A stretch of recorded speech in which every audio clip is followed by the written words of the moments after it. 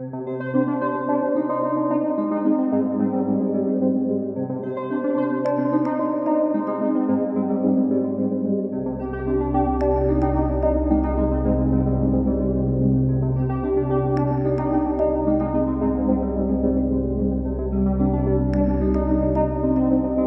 this episode of Scammer Stories, Michael is a married father of 3 who had a great life before scammers stole $2 million. The thing is, he wasn't even looking for anything. He wasn't on social media before his coworkers told him he needed to be online to follow what was happening with the election, politics, and whatever else was happening in the world. We'll start with Michael's story, with what his life was like before this whole mess started. Well, it was pretty good. I was working, leadership role for a wireless company. Married, had, I've got 3 great kids. Things were going well. We could have retired, right? As the situation presented itself, and now we're not able to, but life was good. I really wasn't looking for anything. Michael's nightmare began with an innocent comment from a coworker. One of the guys on my team said, "Mike, you're a little bit ignorant about things going on in the world." And he goes, you need to bounce on to Twitter and learn about what's going on and be more cognizant of what's going on around you." And so I did, and that was kind of a mistake that I made, but things were really going good. Until this point, Michael's life was pretty good until one day he got a weird flutter in his heart when he was getting out of the pool. 3 days later, I was in the ER. Week after that, we were trying to get things lined out till I could, get my heart put back together. At that point in time, I just went, I'm just not done writing in the pages of my life book. And there's things that I would still like to do. And You said we could have retired at that point. Were you married at the time? yeah, I'm married. Yeah. I've been married to the same woman who probably the only one who could put up with me. Well, 4 years. I think we just went past our 4 year. Yeah, she's a wonderful person, and after all this happened, right, probably the most forgiving person that I know. But we had a good life. We had, it's 3 really good kids. They're all doing pretty well, and wasn't looking for anything. Nothing was missing in my life, and made an erring judgment. Kind of paid a heavy price for that. You said it was a tweet then. It was on Twitter. So how did it start? I was just trying to keep up with the new administration out in Washington D.C. Just trying to stay ahead of the markets, and I just got this innocuous message that just came through that just said, "Hey, I liked your post, and I'm just looking for new friends." That was it.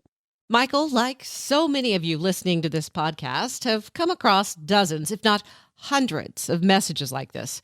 Michael had training at work all the time about scams just like this. All the time. And why I responded to this one, I don't know. What was going on in that particular day? Were you bored? Were you busy?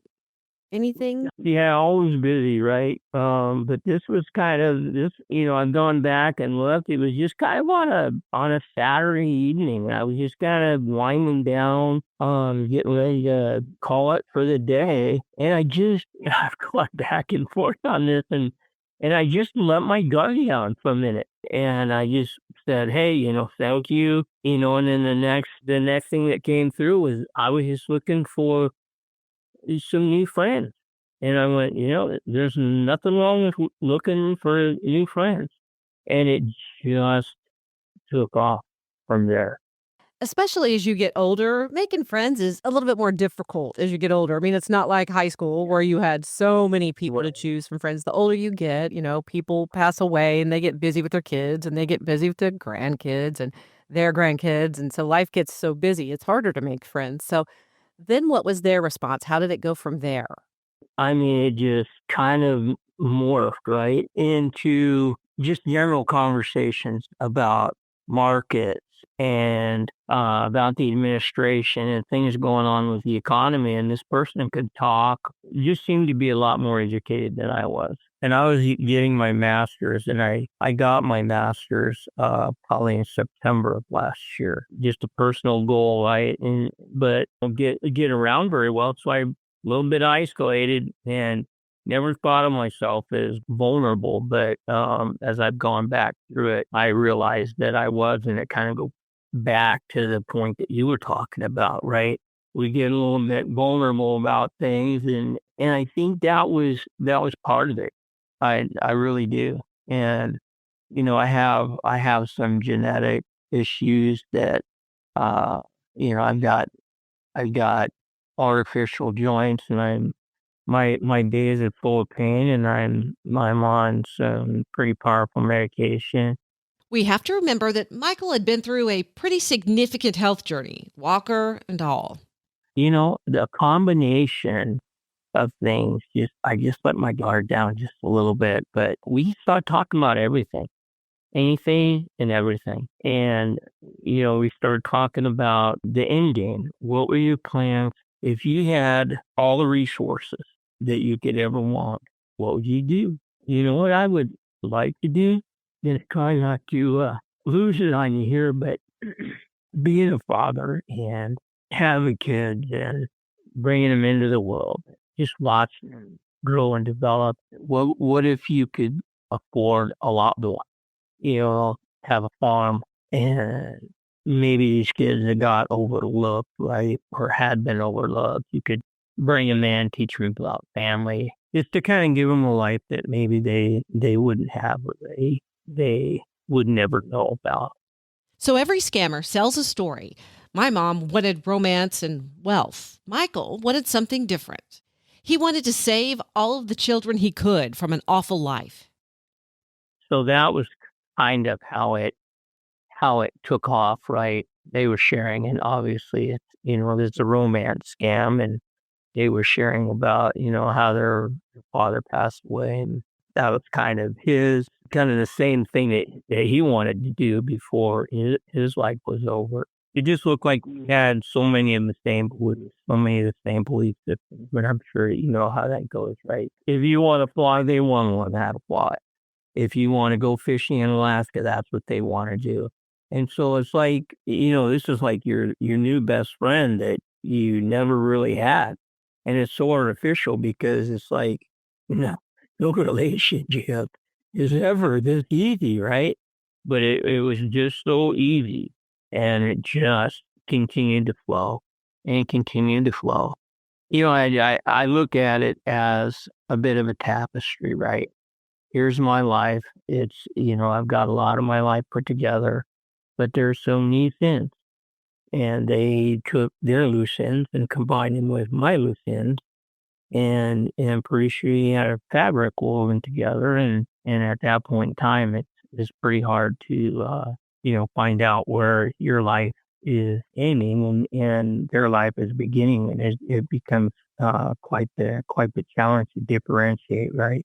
So I'm just making sure I understand. So you're married to a woman. The person you were talking to, did you think it was a man or a woman?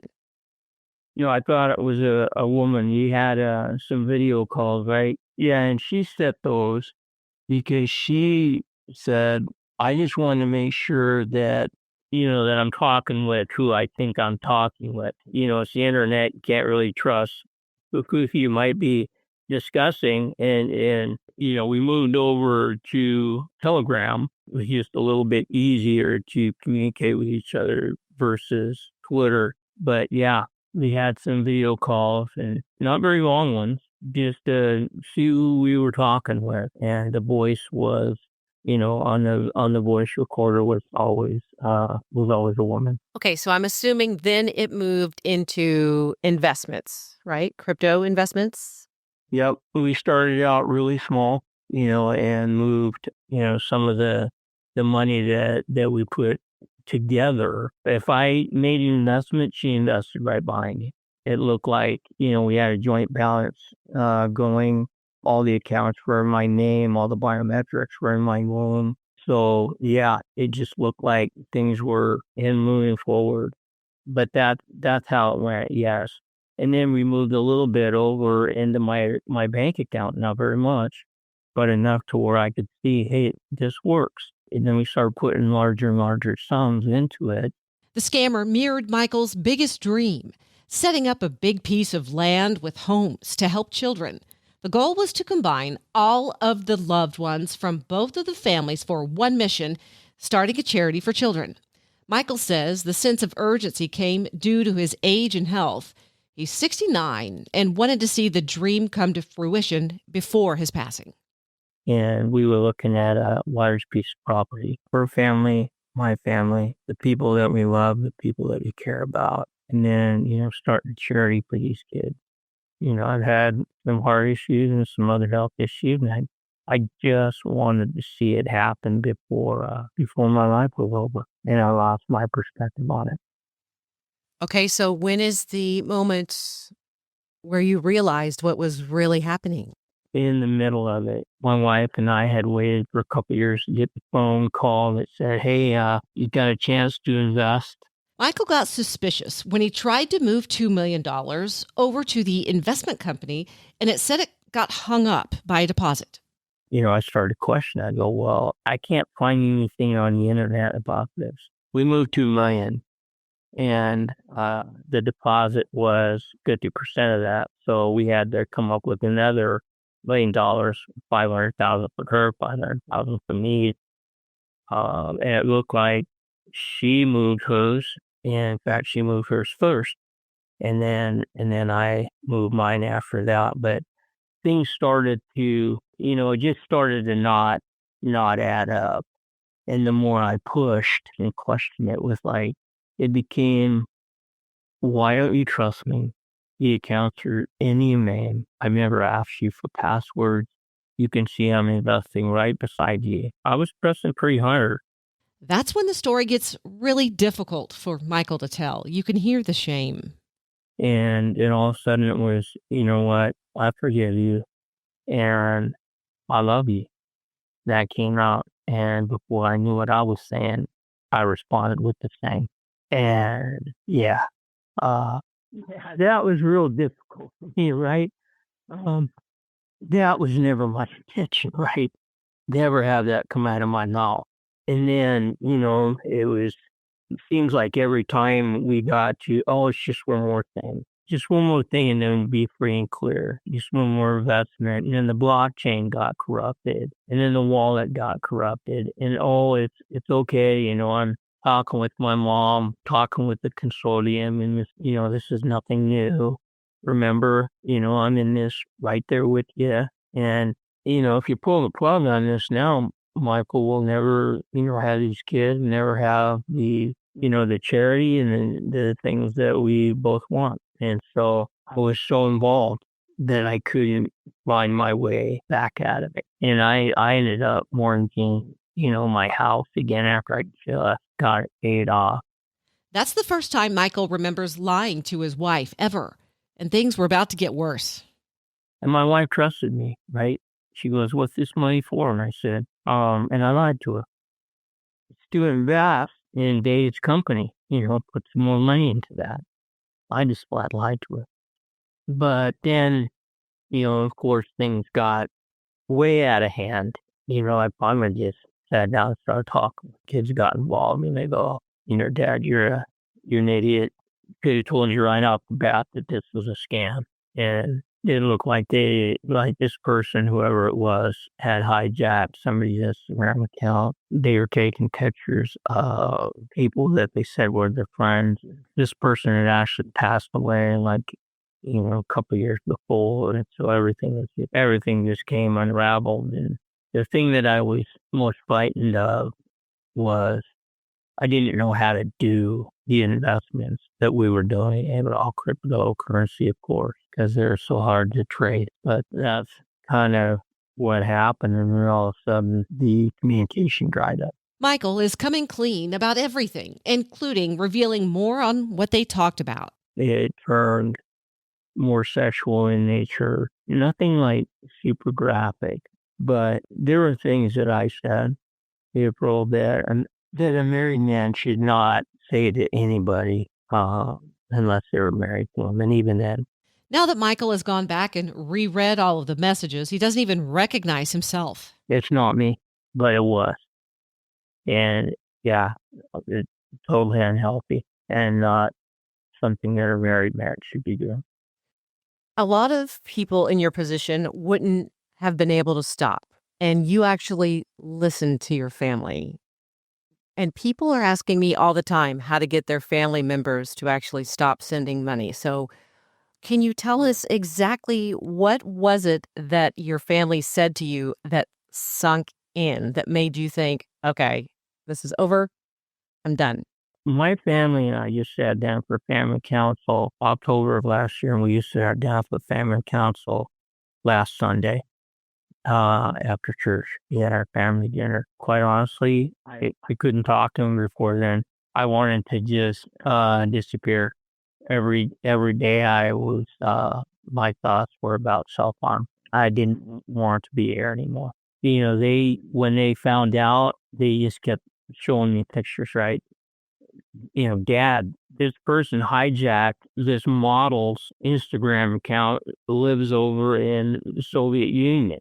And sure enough, reached out to that person and said, "Hey, did you know your account got hacked?" No, I didn't, but thank you for letting me know. We talked about that. So the talks with his adult children did sink in, which doesn't always work. Now, Michael was left with very little to try and rebuild his life.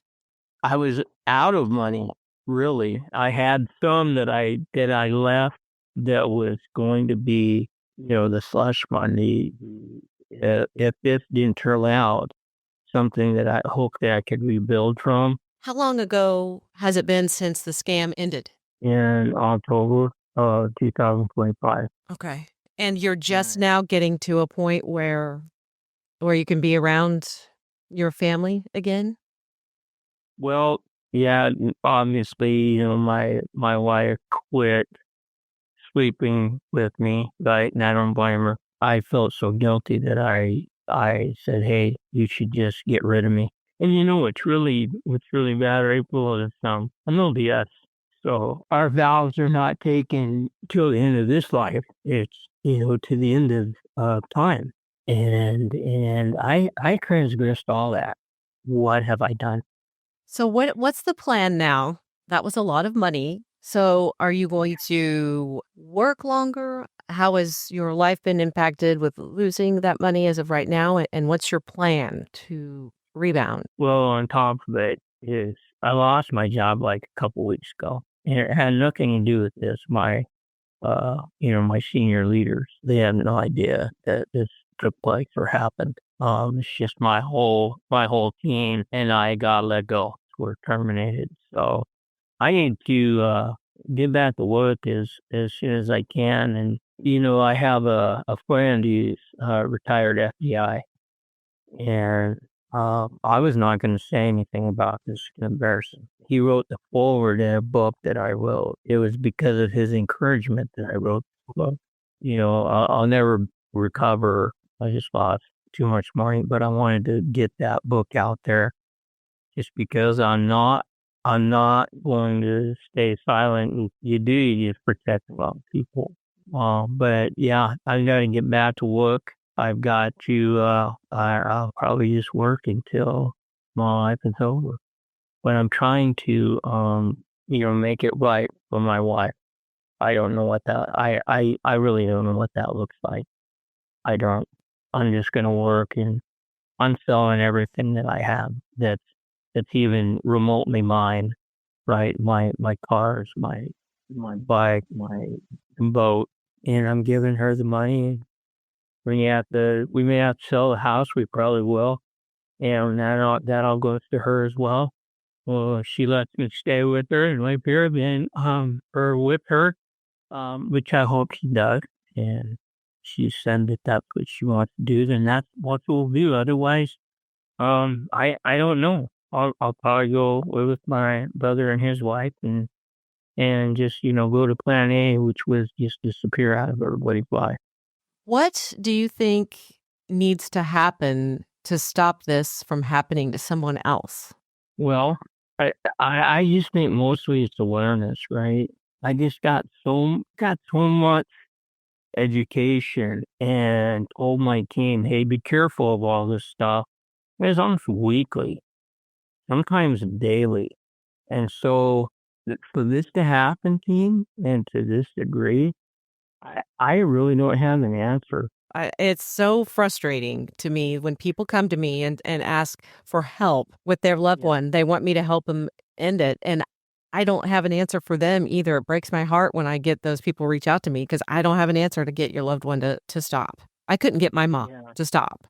That breaks my heart too because I know what you're going through. But I've kind of peeled the layers back on this, and I'm not a psychologist, right? I'm not. But I think what really makes the difference is this is not a logical situation. They don't attack you logically, they attack you emotionally. I mean, most of the people that I talk to, they're smart people. And they're logical Yes. people, and Yeah. somehow their emotions just get away with them, and I've talked to therapists to try and describe it too, and no one can describe it. But no, I think you hit the nail on the head, though. I really do because I mean, this is all new for me. It's all new frontier, and the more I do my research and homework on it, because I'm trying to understand it for myself, right? And to be able to explain it to my kids, which I can't. I haven't been able to. But that is the main thing that I think I'm coming to the realization of is that they attack emotions and they become entwined with your life. Because I asked my wife and I are going through therapy, obviously. Yeah, I asked my therapist, maybe I haven't seen that old man. I've lost my mind. And he goes, Mike, you're more rational than most people I've ever talked to. He goes, I'm telling you, this is an emotional hook. And that's what's going on. This person, you know exactly what you wanted to do, and you're running out of time. You're getting older. You wanted to see it put together, and that's the situation. And I think the other part of it, not to be long-winded, April, but to answer your question completely, is that we just need to talk about it because everybody, and I did too. I'm not vulnerable. This isn't going to happen. I don't have to worry about it, but you do. This can happen to anybody at any time, anywhere, and it does. I want to say a great big thank you to Michael for sharing his story. There are a few things that make his story a little more difficult to tell, and he did it anyway. One is just the sheer amount of money he lost. I've learned that the scams in the millions can sometimes carry more shame due to the reaction from others. And he's a married religious man with children. That adds an extra layer. If you'd like to hear more on Michael's story or you'd like to help him recover financially, you can buy his book. I'll put a link in the show notes. And if you have a story you'd like to share, you can always email me at scammerstoriespodcast@gmail.com. Most of you, though, message me on the Scammer Stories Facebook page, and that works fine too. Until next time, Scammer Warriors.